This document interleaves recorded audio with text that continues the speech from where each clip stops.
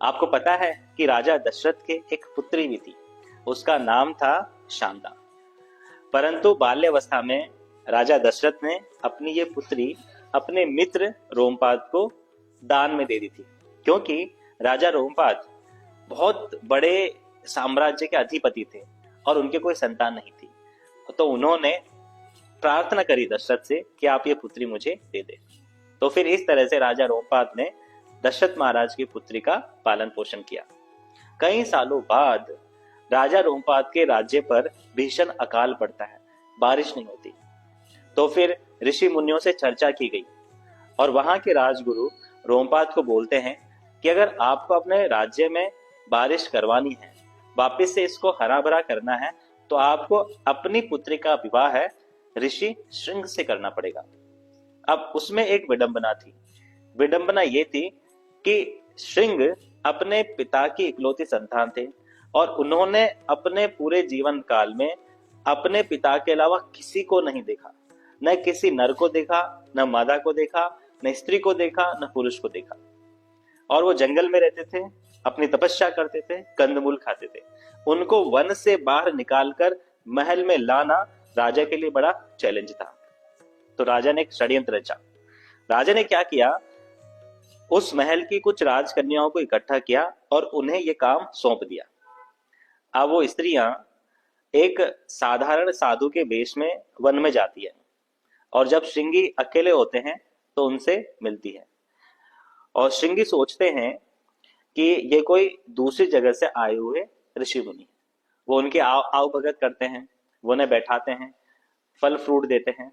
और ये सब मेहमान नवाजी करने के बाद वो जो स्त्रियां होती है वो बोलती है कि हमारी कुटिया भी यहीं पर पास में ही है, परंतु वो कुटिया पानी में तैरती है, क्योंकि उन्होंने अपनी जो कुटिया थी वो एक बड़ी सारी नाव में बना रखी थी और उनका उद्देश्य था किसी तरह इस ऋषि पुत्र को यहां से महल तक लेकर जाना। तो ऋषि पुत्र उनके भाव में आ जाते हैं, उनके षड्यंत्र में फंस जाते हैं। जब ऋषि पुत्र वहां पर जाते हैं उस कुटिया में, एक्चुअल में वो एक नाव थी, उसमें जब बैठ जाते हैं तो उन्हें तरह तरह के व्यंजन परोसे जाते हैं।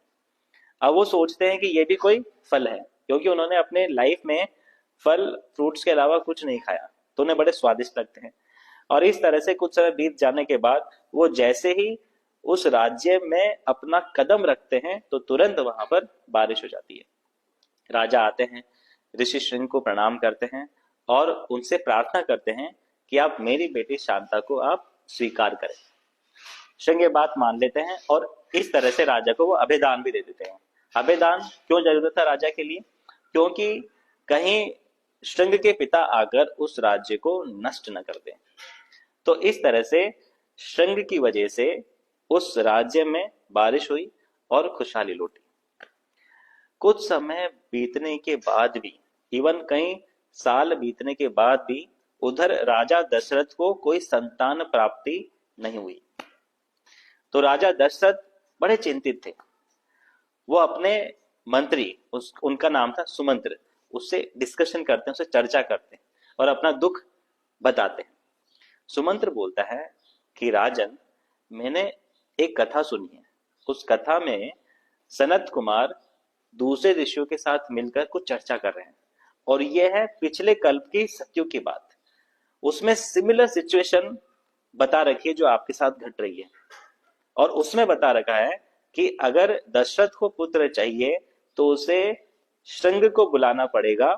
उसके माध्यम से जब वो अश्वमेध यज्ञ करेंगे तो राजा दशरथ को 4 पुत्रों की प्राप्ति होगी। तो ये पहले से घटना घट चुकी है पिछले कल्प में। अब हो सकता है इस समय कुछ थोड़ा हेर फेर हो। तो राजा दशरथ को विश्वास हो जाता है और वो खुश भी हो जाते हैं।